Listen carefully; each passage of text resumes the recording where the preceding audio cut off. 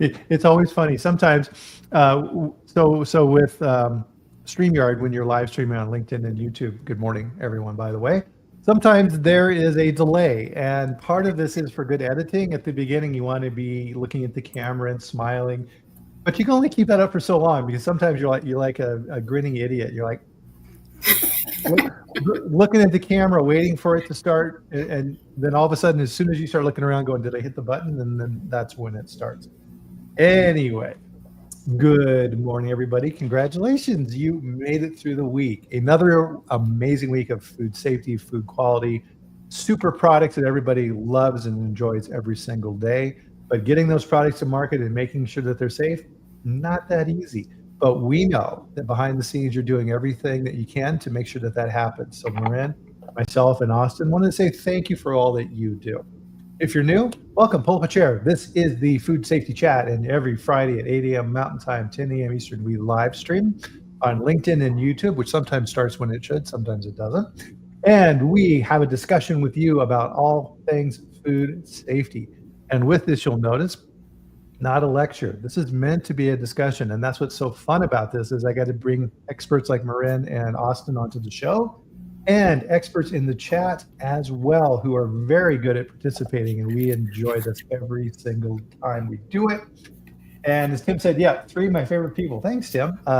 Tim's a rock star on LinkedIn. If you're not connected with Tim on LinkedIn, you need to do that. He posts some amazing content, and he's got some great thoughts out there around food safety and what his company does with Pure. So make sure you're in contact with him. So with that, guys, let's dive in. So first off, how's everybody doing this morning? How did everybody have a good Labor Day weekend?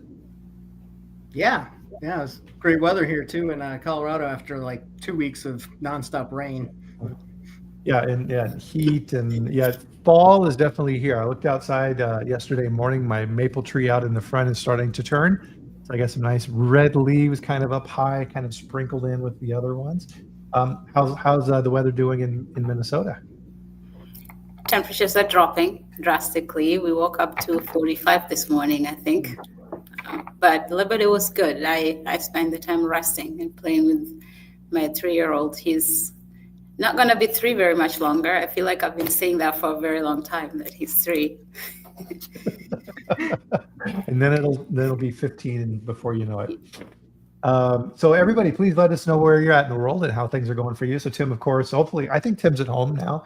Let us know if you're traveling, Tim. Hopefully not. So he's in the Nashville area out there in beautiful Tennessee as well.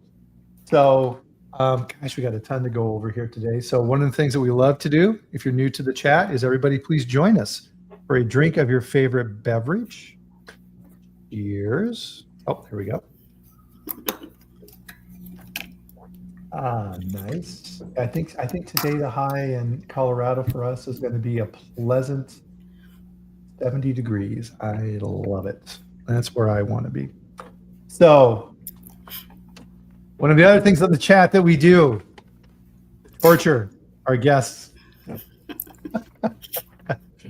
is the dad joke. Morrine, Austin, are you guys ready for the dad joke? I don't know, man. Go for it. Austin, this one's just for you. So, Okay. I recently learned this. What does the Pope, right? So we got this new Pope, American Pope. What does he use to dry his hands?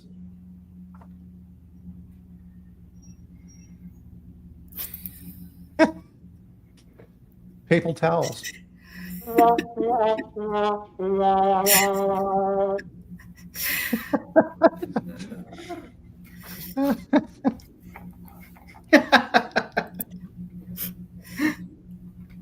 Feel free to use that one. Oh man, I'm good. Sean, good morning to you. And so good, Tim's at home. Good for that. Yeah. So we expect to see lots of posts for you on LinkedIn then, Tim. So you got your work cut out. So, gosh, it's been a while since I've had both of you guys on. What else is going on? What's new in your worlds? Oh man, Morrine? Not much is new. I think it's been lovely just growing into my new role and continuing to expand my network, and certainly getting time to reconnect with old long-time colleagues. It's sometimes we get carried away with work and we forget to reach out to our friends and colleagues. So I've been trying to do more of that this summer, and it's been fun. I got to the summit this year, and it was the highlight of my year, just being able to meet all my favorite people in one place. So I'm still glowing about that one. Nice. And Austin, you've been traveling a ton, right, with Meritech? I have, yeah. All over the place. Heading to St. Louis next week, and then up to Salt Lake City the week after that. So yeah, it's been great. Get to see a lot of different interesting food facilities all over the map, which is always really cool to see so many different types of processes. And then aside from that, it's been pretty low key. Been doing the bachelor thing for the past 2 weeks because my wife has been traveling for work as well. So she's been over in Europe. Well, that's not a bad thing. Yeah. So good for her. So any cool spots in Europe that she's hitting, or? Yeah. She did a conference in Salzburg, Vienna, and then she did a bike trip down in Portugal that she just finished up. And I'll see her tomorrow for the first time in 2 weeks. Nice. Yeah. Good for her. That's awesome. Yeah. It's always good to take some time and see new perspectives, which really, perfect segue, what we're talking about here today is perspective. And part of this is, I was thinking about this as we were getting ready for our chat here today, is the familiar is important. And the title of our chat is The Danger of the Familiar. And that's a really important thing, especially what we do in food safety. But routine is an important part of our lives. And we don't even really think about it, because routine is routine. So the example I've always been taught around routine and the importance of routine from an efficiency standpoint is things like your morning routine. So pretty much we all do the same thing when we get up in the morning. So with Morrine, she has a 3-year-old alarm clock, which probably wakes her up much earlier than she would like. And we get up and we start making breakfast, and we start the coffee, and we go to the bathroom and we brush our teeth, and these things are just not, we don't even really have to think about it. And that's part of the important part of a routine. Imagine if you had to every single day find your toothbrush, because every day you leave it in a different spot. Sometimes it's in your office, sometimes it's out on the back deck, it's in the car, and you have to go on a half-hour hunt for your toothbrush. Nope, it's always in the same spot. It's right there by your sink on the right-hand side in the holder. The toothpaste is down in the drawer, and you just follow through on your routine. You get it done, you get it out of the way, and you move on to those other things that your brain needs to do during the day, and you save that brain power, because your brain uses an enormous amount of energy. It was like 40% of your energy in your body goes for your brain. Mm-hmm. And we have to be very careful in how we use that energy, because we all know that feeling at the end of the day, if you use too much, right, we're drained, and we need to repair and recover. So routines are a way of helping to minimize that activities. And you even see this with entrepreneurs. You'll hear like super successful entrepreneurs will say, I wear the same thing every day. Steve Jobs, right? He looked the same every day. And on the chat, I wear the same shirt for the chat every single time. I don't have to worry about it. I go in my closet, I grab the shirt that I wear on the chat. I don't have to think about it. It's done. It's part of the routine of doing these things. But there's also a risk with routine. And we see this all the time in plants, and we go in and there's dangers and things that we don't even really think about. And we go in and we look at these things every single day, and we don't even think about them, do we? Yeah, I mean, and Sean just kind of hit on it, right? He said routine boredom often leads into sleepwalking through your work day. And that's exactly kind of what we're going to be talking about, is those things that can be laying right in front of us that are problematic or introduce risk to the facility that you just don't see because it's always there. And we think that we're saying that figuratively, Austin, but it's literally true. We don't see it. People think that our vision, and we've talked about this before, is we have this open slate in front of us and we are taking everything in with equal importance. False, absolutely false. There's too much information out there. We cannot process it all. So our brain has a spot that we focus on, and that spot is constantly moving. And after a while, just like the routine of our toothbrush, that puddle that's over on the floor that everybody walks through and tracks God knows what through the plant, we just don't even see it anymore because we ignore it. Our brain has filtered that out for us, hasn't it? Yep. It was interesting. I didn't think about it till now. I should have shared this video that was a psychological kind of experiment where it's from back in the 60s, and it's a round group of people passing a basketball back and forth, and their task is to count how many times that basketball is passed. And I think there's multiple balls going around. And as you do it, you count it, and then when you do the playback of the video, there's actually a man in a monkey suit who walks through the frame that you don't even notice whenever you're counting the basketballs, because you're so fixated on counting the basketballs that you don't see the guy in the gorilla suit walk through. And it shows how hyperfixation, whenever we're on a task, we miss really big stuff that happens. Yeah.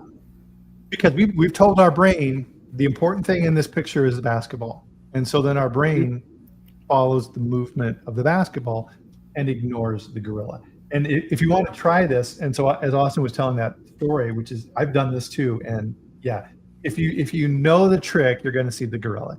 But if you don't, I put the link in here for one of these tests on YouTube. And they call this let's see, so this guy is called, it's a selective illusion is what this is called. And I put a link in here for everybody. Try it. If you're on the trick, you're going to see the gorilla. But show this to somebody you know and say, "Hey, come here and look at this and watch this basketball. This is really weird."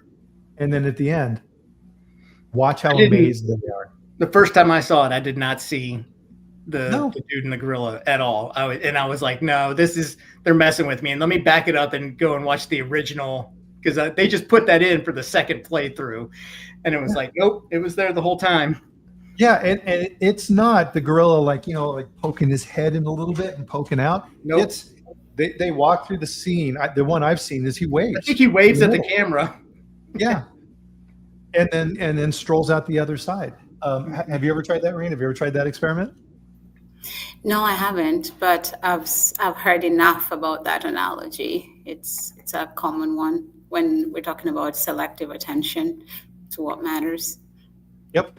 And so to kind of get it going here, we wanted to start off with some examples in plants of things that we selectively ignore. So we've mentioned like puddles on the floor, right? There's that area that the roof, every time it rains, it drips and there's a puddle on the floor. Or there's a machine that has condensate that's always dripping on the floor and it collects there. What are some other examples of things that you guys see that people just tune out? I'd like to perhaps do something a little different, Bryan. I'd like to step back a little bit and just engage the audience in why we have routines in the food industry in general, right? Our industry is highly regulated, and the preventive controls that we need to think about are critical, right? So it's important to have a standardized way of doing things so that we remove the variability. You don't want people to have to make a decision about what temperature controls for pasteurization, or how long should I have the sanitizer before I change it. So making those decisions ahead of time is not a luxury, it's a necessity for us to be able to do our work and do it well. It's when we remove the critical thinking that things start to become a problem. And I think that's what we're talking about today. Is the routines are relevant and they're important and they need to be there. And how do we go one step further than that? Is we have routines, but we also need continuous improvement. The only way to continuously improve is to see where there are problems. So how do we blend those two things? How do we preset the pasteurizer so it's always functioning, but be able to recognize when it's no longer doing what it's supposed to do? And Mhm. my favorite one is always the alarms attached to either equipment for safety or CCPs, where if something goes wrong, the alarm goes off. But if you have a system that's always going off, then it doesn't do its work anymore. It just becomes this loud thing in the background, kind of like a humming air vent. It's just a white noise in the background. And so the alarm goes off, nobody does anything because it's always going off. So how do we optimize systems so that when the alarm goes off, it actually means something? That one's a big one for me in general, and a lot of folks I talk to, seems to be the repetitive comment is we have these notifications. It can be a test has failed, you get a notification, or the team gets an email about something. If those emails keep coming, then people tune them out because they're not relevant. They're not really telling me anything different.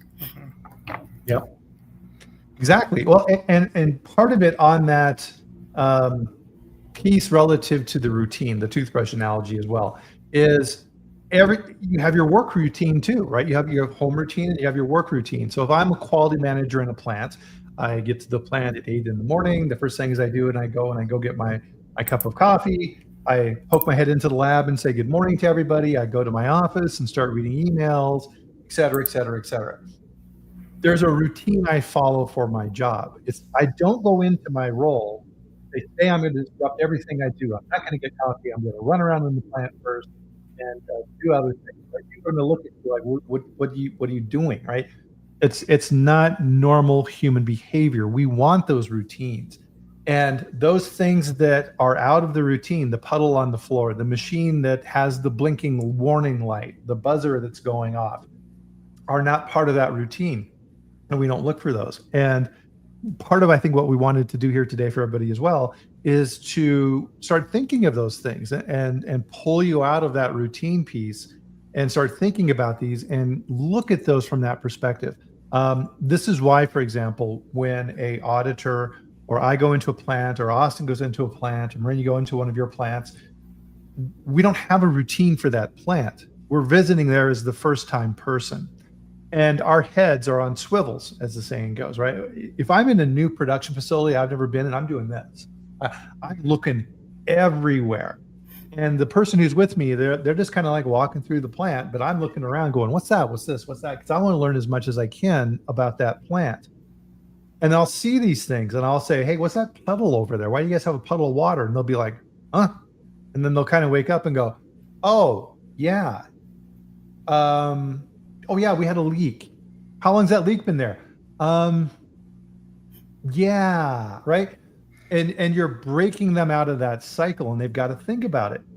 And a lot of times you'll get a comment back along the lines of, wow, you're so observant.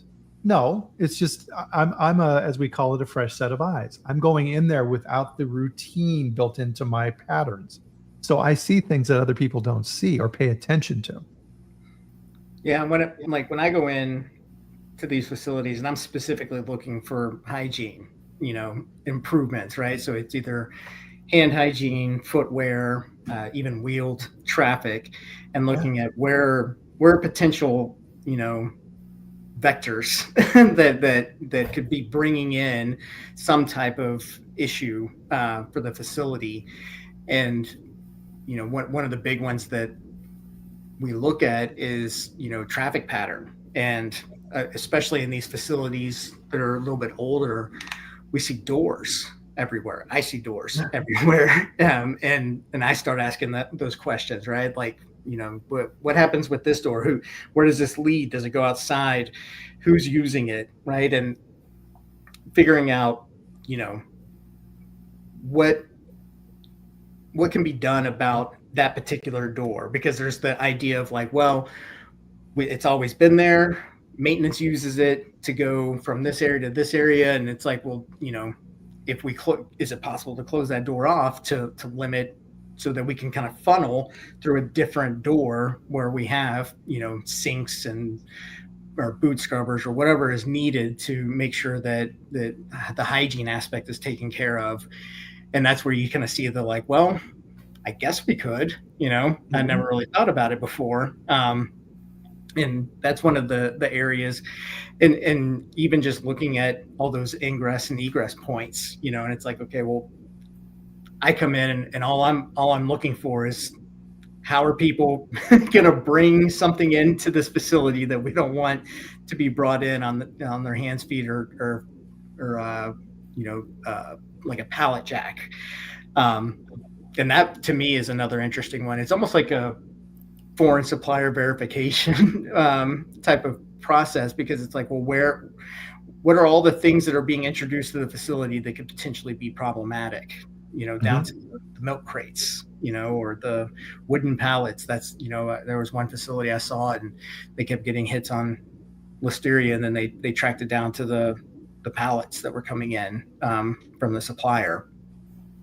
But that's, but yeah, like you said, the head on the swivel thing, or, from the mouths of babes. It's it's the person coming in who doesn't really know their facility that well, going, well, what about this? And that's always an interesting,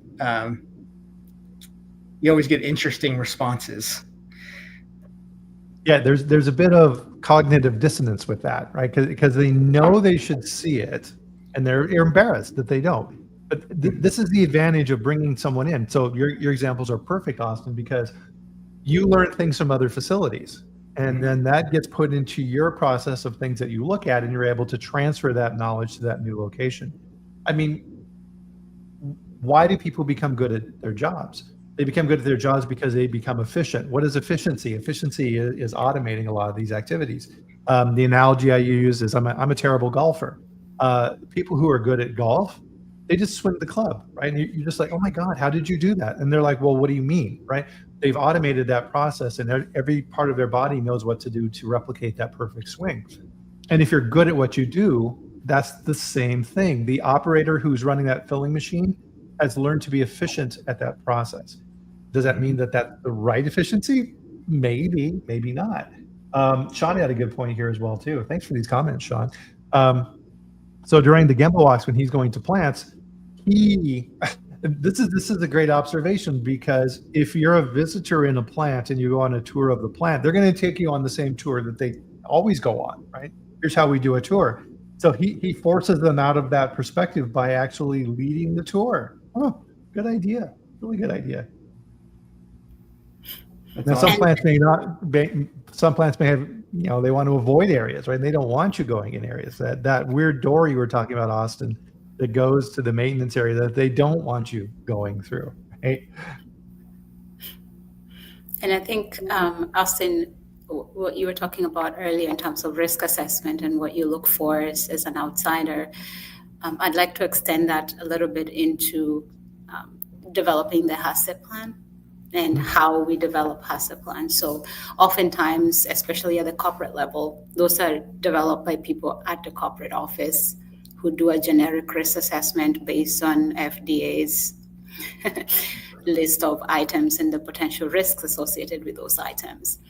How often do you see risk assessment including the Gemba walk and then incorporating what you've learned about? I mean, when you're doing risk assessment, there's the risk of inherent to the ingredient, but then also risk associated with the process itself and the people and their skills. And so something might be problematic for newcomers, for example, how to operate a specific machine. If you're new to the process, the risk is different than somebody who's well-versed in doing that process over and over again. And so incorporating all of that as part of what's routine versus what's being learned actively versus what needs to improve, and the overhaul of, we've always done this way. Well, sure, that's great, but things get better, science gets better, we get better as a people, as an industry. So even though we've always done it this way, might have been okay for the last 20 years. Yeah. As things change, as systems improve, hopefully your company is not exactly what it was 20 years ago, otherwise you probably wouldn't be in business. So every unit is evolving, and even how we do risk assessment needs to evolve. And while routines are great, we cannot continue to do food safety and quality as routine activities. Right. Something has to change for us to get better and see risk differently. I want to emphasize that because that's a very good point, is that we treat food safety risk as routine. Hey, we create our food safety plan. We're going to look at our chemical, physical, and microbiological hazards. And I may be very good at microbiology, and I'm kind of so-so with the other two. And my plan focuses on that. And then I put it on a shelf, and we start managing it. But in reality, as you were referencing here too, risk changes daily. And we need to recognize that. Procurement brings a new supplier on board. That risk has changed. The plant manager, we have a new plant manager. The risk in that facility has changed greatly because that plant manager is getting up to speed and she doesn't understand how that plant operates yet. Those type of risks need to be looked at. And so I think kind of one of our overall themes with our chat here today is, as food safety professionals, we need to be constantly challenging that routine and saying, just because we've done it this way, to your point, Morrine, just because we've done it that way doesn't mean it's the right way to do it. And to your point, man, I hate that phrase. We've always done it that way. That's shorthand for what's efficient, but it may not be right. I think, it's like similar to whenever I, sit down and have dinner with my wife at night, and we talk about our days, and we work in very different industries. But we talk about what happened that day or issues that we're coming across. And that's where having someone who's not in that industry she's able to ask me, well, what about, why don't you do it this way? And it's like, I didn't think about that. Because I have it in my own head, right? That it's like, this is just how it's always been done. Yeah. And so having that outsider voice is always a great resource, because they're not locked into, this existing culture of like, this is the way things are done. And Morrine talking about the HACCP plan, and the importance of getting out into the facility. And I think about, the conversation around people using AI to create their HACCP plans. And, and it will probably do like a great job of like checking certain boxes, right? That have the known knowns. But it's the walkthrough, and you said that one place in the facility where it's like it's always leaking, or that one place in the facility where it's like we get a lot of cross traffic through this one point from maintenance and receiving, and that it's just not going to be able to calculate for you. Yep. On that piece of this, and as we were preparing for the chat, I was reminded of a story from my career back early on when I first had my first leadership role in food safety for a company, is how people it's amazing as human beings how we're able to become used to things, and we can pretty much accommodate ourselves to anything, and that includes danger, right? We're talking about food safety in particular, but also in production facilities, the physical danger that exists in these facilities, forklifts driving around. And when you see this, especially Austin, when you visit a plant, we were talking about this when we were getting ready for the chat, is when you're walking around in the plant and you're in between the yellow lines, they know when to look and not to look. And they're coming up to corner and you see all of them do this. And you're like, oh, okay, something happened there in the past. Something happened there. And you're like, oh shit. And then you look too. I remember particularly there was a machine that was very fussy in my past life. And like parts of the packaging would get stuck in the system that would rotate around. And this thing would move fast. And these operators have been running this machine for a long time, decades. And the temptation, we would try and beat this out of them, but the temptation was they want to be efficient. They want to keep running. They don't want to shut down. So they would reach in and try and grab that piece of stuck foil. And we're like, no, never do that. Shut down the machine for the love of God. And they're like, right. They had become acclimated to the danger. Mm-hmm. And sure enough, at one point, someone became hurt. It wasn't pretty. And that event really stuck with me. And that person, up to the very moment where that happened and her finger got caught in that machine, didn't even think about it. Yeah. And she lost part of her finger from that.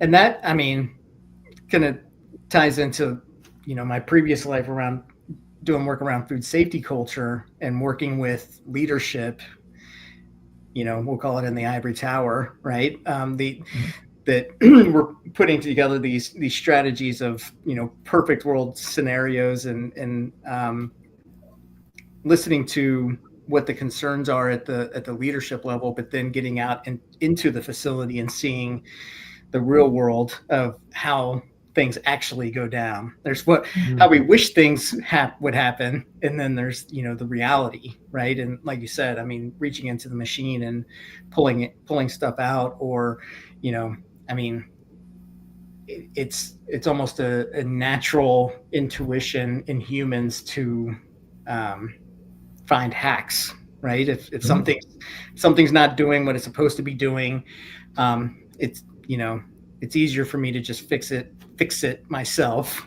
with this this thing, this patch or duct tape of and to keep things going. But and then that gets back down to this culture conversation, which is never ending. But it's how are we conveying the importance of not reaching into that machine and making sure that never happens again. Right. So that's a kind of a whole other offshoot. Well, and we can put guards around those machines, and they'll find ways to circumvent the guards if they don't think they're needed. Yeah. And I think, Bryan, having Austin and I on this call, we would be remiss if we went without talking about training and just, sorry, I cannot help myself. If you think about routine in the context of developing teams and cross-functional training, think about the one person that's really efficient at doing a particular task, and they have basically found the perfect way to run that equipment, and they love it. It's predictable. It works exactly how they want it.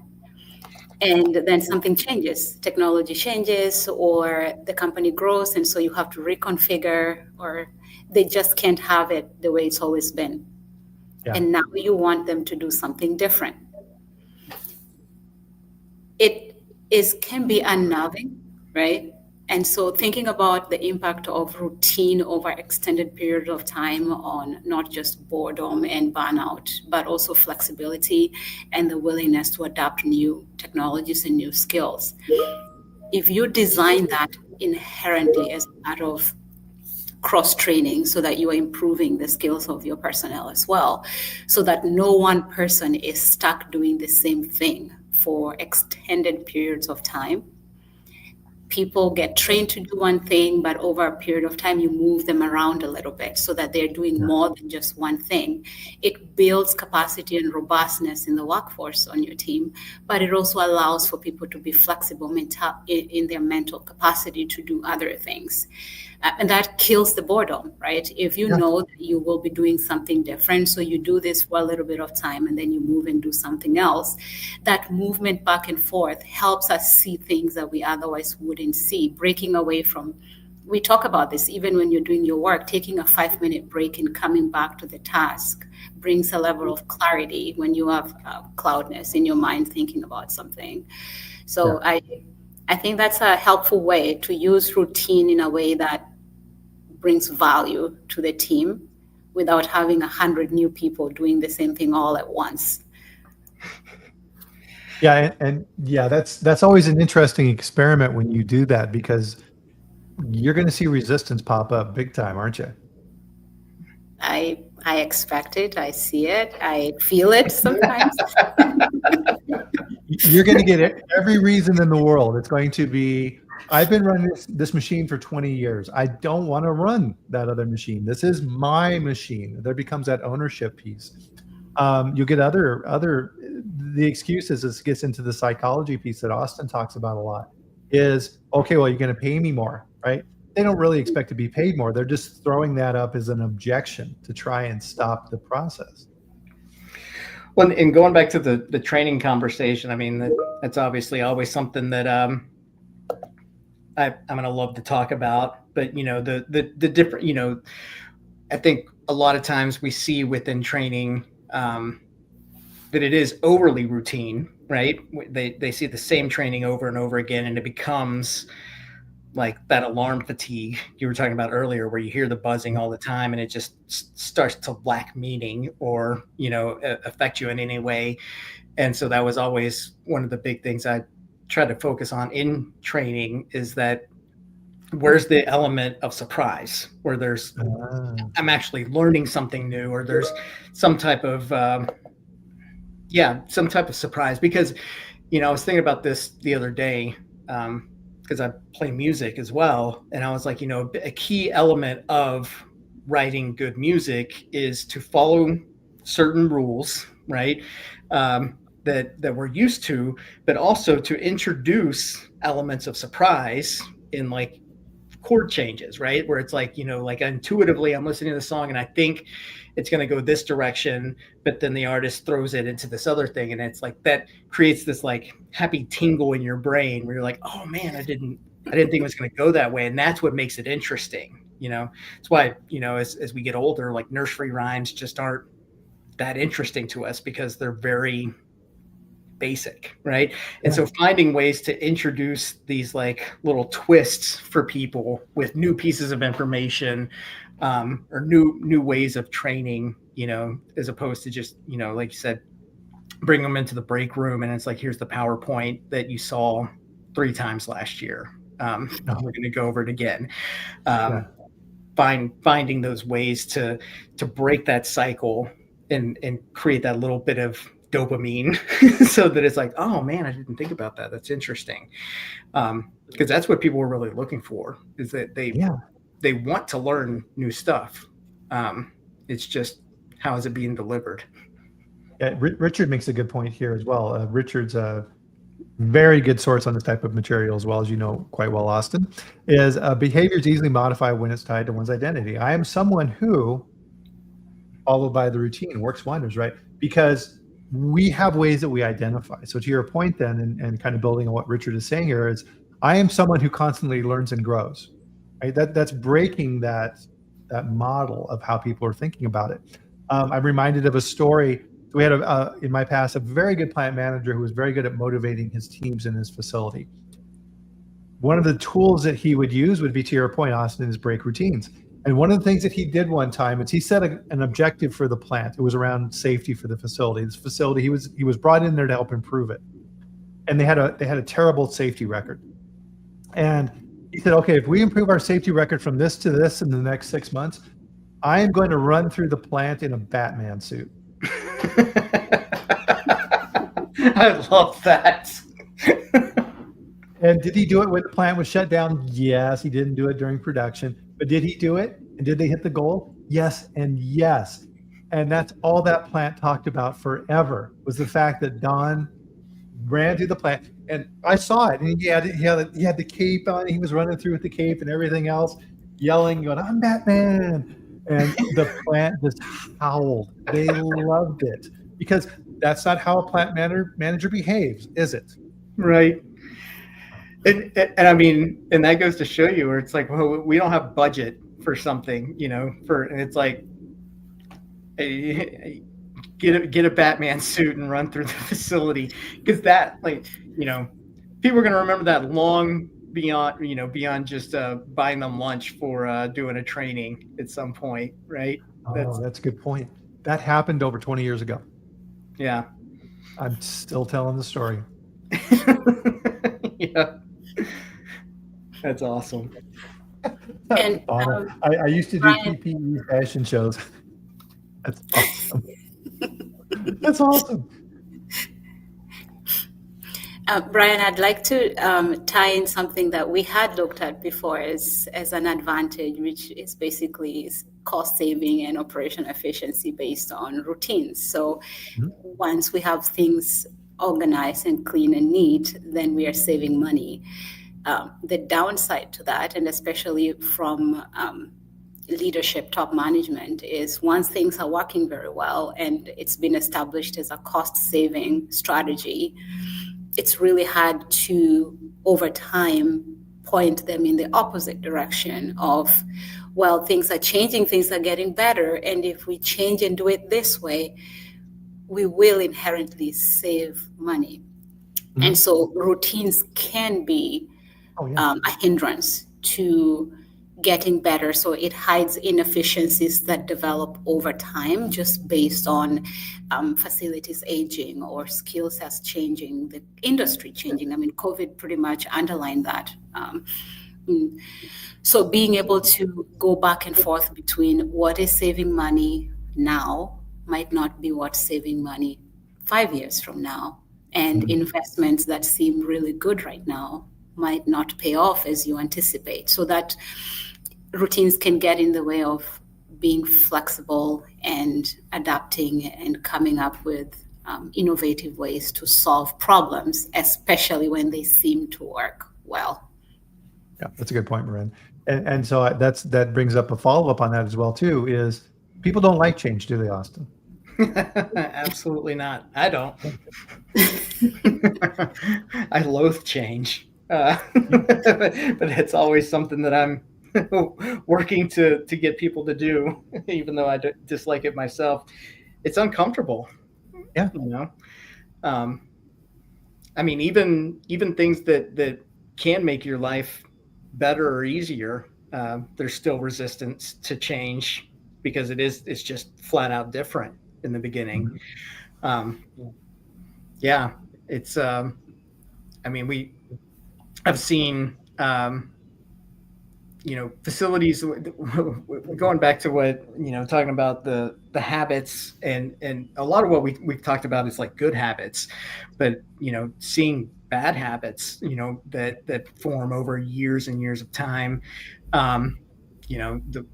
What I see consistently is since I deal with hand washing, I'm always watching people wash their hands as they come into a facility. And it's like, I don't think I've ever seen someone actually do 30 seconds of washing their hands at any facility. But it goes back to one of the things you were talking about earlier, which is that it's like, well, if speed is the priority and speed is what is, management is saying, this is what's most important, then that becomes the norm of, why should I spend so much time washing my hands if I can just do kind of a splash and dash and get on the line. So going back and even breaking bad habits can be really hard. But yeah, it was something that I was wanting to tag onto from earlier conversation. But yeah, sorry, I was just reading Richard's comment here as well about automation.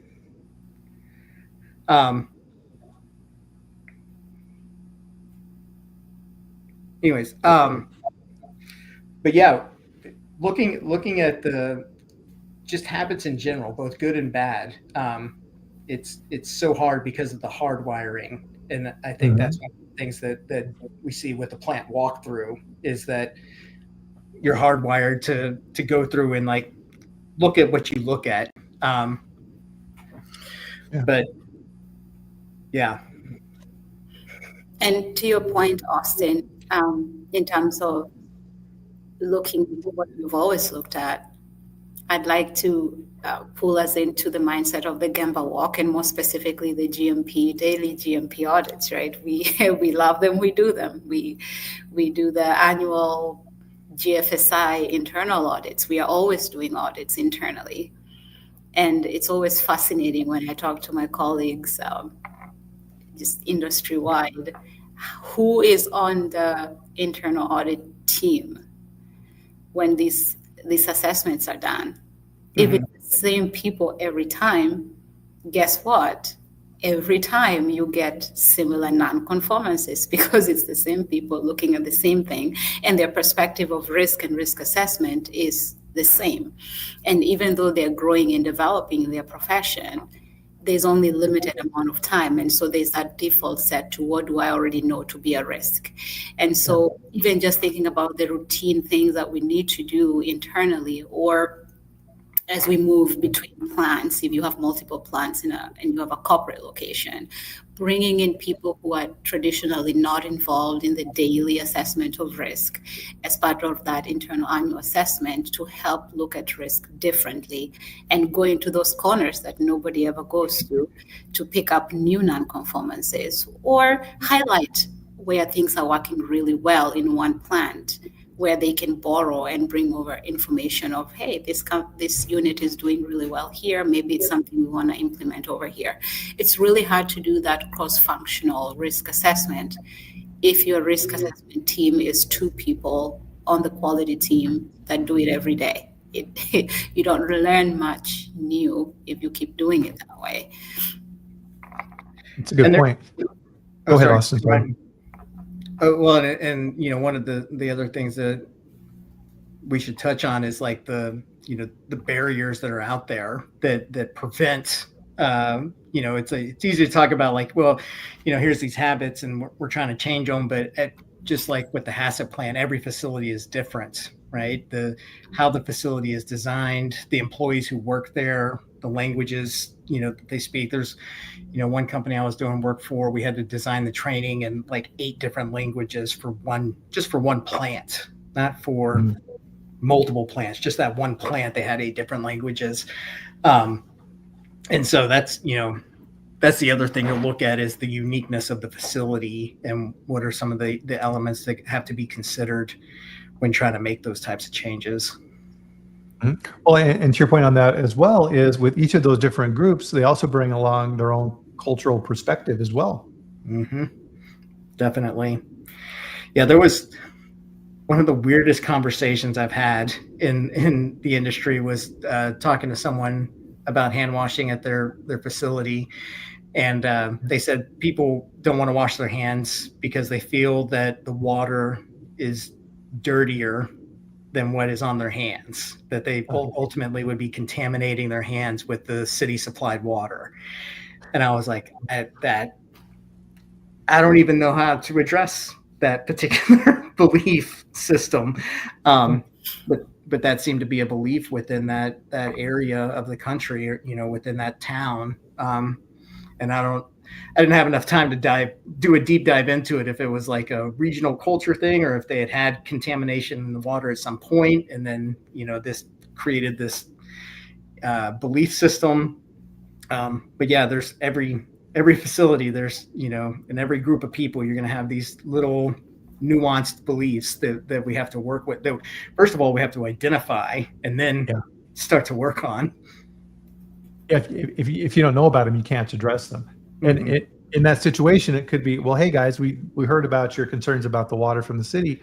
Guess what? We have a filtration system. We're gonna give you a tour, because in a lot of plants, most people don't even. This gets back to the routine thing.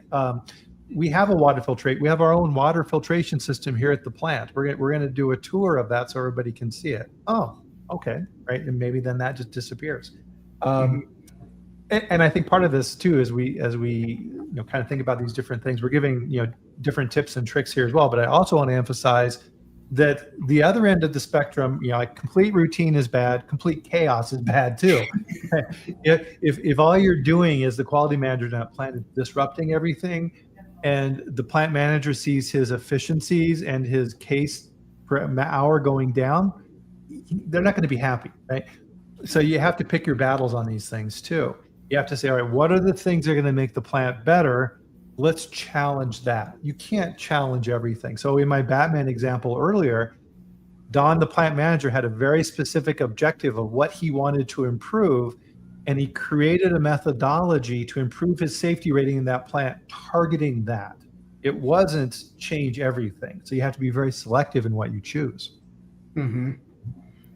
And I have a challenge for the two of you. Just thinking about routines and over-reliance on SOPs. And so we know that we need to define SOPs, so what we are going to do and how we are going to do it. Well, that's important, but things rarely happen the SOP way. So SOP is a general guideline of this is how we anticipate this should work, right? Everyone will take a shower and come to work clean, and they'll wear clean clothes, and they will have their nails trimmed and not wear too much perfume. We have those general things that are industry best practices, and we adopt them sometimes blindly because, well, that's what everybody else in the industry does. Like produce, E. coli is probably a problem in produce, so we'll take that as a risk.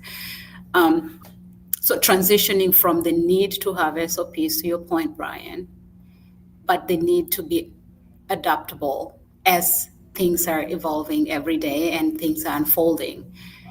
If we have an over-reliance where the quality team says this is how it has to be done because this is how we protect customers from foodborne illness, you have to do it this way. All the conversations we have here and on many other forums is always, it depends. Yes, this is how it should work, but it depends on this and this and that. So the challenge I keep thinking is, how do we have SOPs that are robust enough to allow for critical thinking? And how do we ensure that critical thinking does not become chaos where everybody wants to try a new idea because we are free to have critical thinking? Yeah. That's a challenge to the team this morning. Oh, that's perfect. I love that. It's a great segue because in my book, sitting back there, this is exactly what I talk about. And this is a lesson I figured out earlier in my career, is that, my answer to that question is I had a two-step process on this. What I would do is if I was looking at a process in a facility, I would go out and be trained essentially by the people doing that task. It's like, okay, pretend I'm a new person in this role, teach me how to do things. So I'm looking for hidden activities we may not know about. I'm looking for standardization. Generally in any process, if you have multiple people doing that process, you're going to have one who does it well. Everybody else is kind of in the middle, and then maybe one other person who does it poorly. You want to emulate the best practices in that area.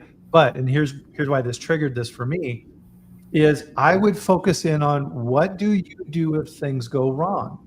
Because generally SOPs only focus on the process of everything goes perfectly right, step 1 through 20.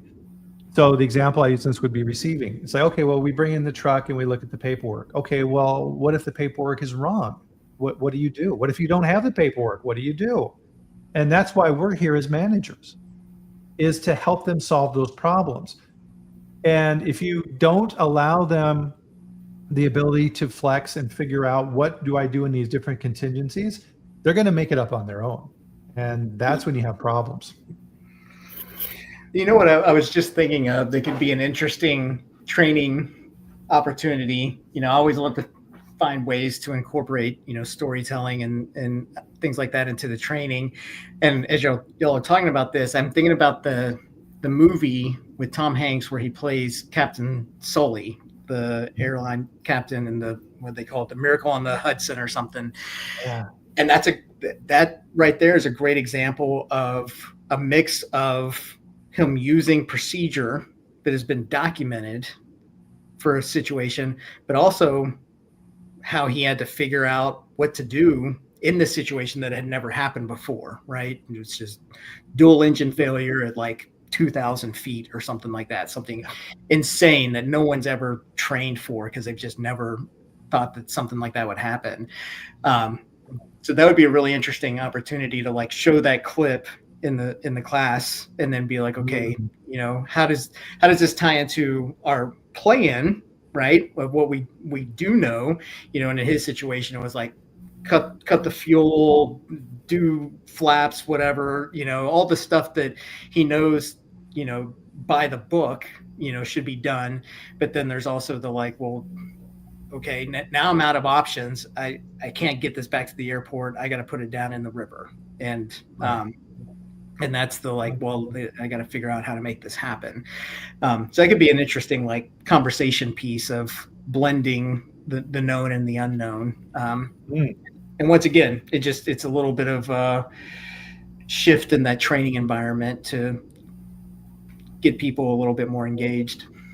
Oh, that's an interesting concept. I like that. So let's say, for example, in the food plant, you're working with, let's say, some of the more experienced people in the food plant. We'll use the dairy example. We'll say like pasteurizer operators.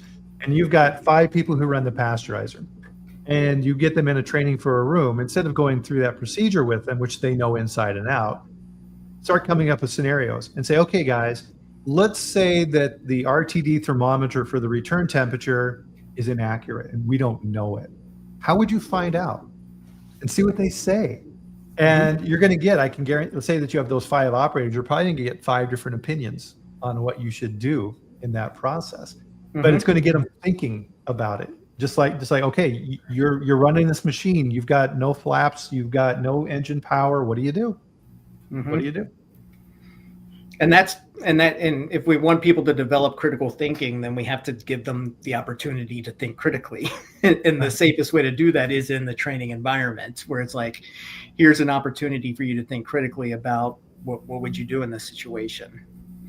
Because if it's one thing that we've learned about creating quality systems, is that the more that we try to control every single activity of every single person in that plant, the more we're going to fail. Autonomy. People need some sense of autonomy in their work. And it's funny, we've gone full circle to something that I've been exploring a lot lately, recalls. And Bob Manning and I have been chatting about his book.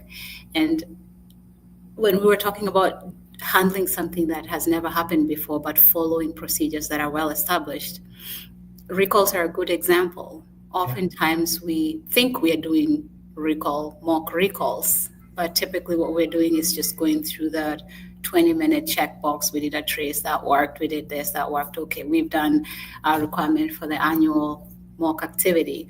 And Bob Manning goes around to talk about, unless you've actually lived through a recall, you have no idea what's going to happen in that moment. And even if you've been through one, they're never exactly the same. And so starting to think about, and I recommend that book. I'm not promoting, I'm recommending as a professional development piece. It's written in the design of a handbook for what should you expect when you hear that call, and what will happen, what will most likely happen in the first couple of hours to your mental health, to your team, the people, the chaos. How do you position yourself for success even in such a crisis? But again, that goes to the routine of how we run our mock activities. They tend to be these routine things that we do exactly the same every year. And how are we different this year and positioned better to handle a crisis than we were last year based on what we've learned from the mock activities? Chances are probably not much different if you did exactly the same scenario or a similar scenario, and it was done in a very shallow way as a mock activity. So I think the whole umbrella takeaway from this for me is routines are great, but continuous improvement is critical if we are going to improve as a people, as a profession, as an industry. No, that's a good lesson. And what was that book recommendation again, Morrine? I'll put it in the chat for you. Okay, awesome. Yeah, then we can all get a copy of that, because to your point, as we close out our chat here today, and we'll get some closing comments around this, is that if our people are only trained to handle the routine, when the non-routine, and recall situation is perfect example, when the non-routine activity comes up, everybody freezes. They don't know what to do, and then you've got a lot of trouble. Any closing thoughts, guys? Austin, what would you like to leave people with today? Oh wow, we covered a lot. Yeah, we did. So I was looking at Cortland's comment about Apollo 13 is what he uses. That's actually one of my favorite movies because I'm a big NASA nerd, and that is a great example of having very detailed process and procedure, but also having to get creative on the fly in a tragedy.